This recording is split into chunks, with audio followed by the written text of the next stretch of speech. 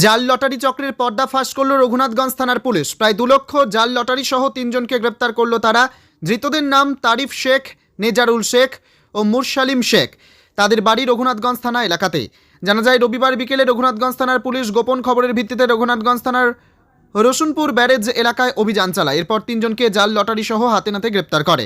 এরা আসানসোল থেকে জাল লটারি নিয়ে আসছিল, কিন্তু রসুনপুর ব্যারেজ এলাকায় পুলিশি অভিযানে তারা ধরা পড়ে যায়। সূত্রে খবর, ধৃত 3 জন রঘুনাথগঞ্জের বিভিন্ন এলাকায় জাল লটারি ছড়িয়ে দেওয়ার কাজ করত।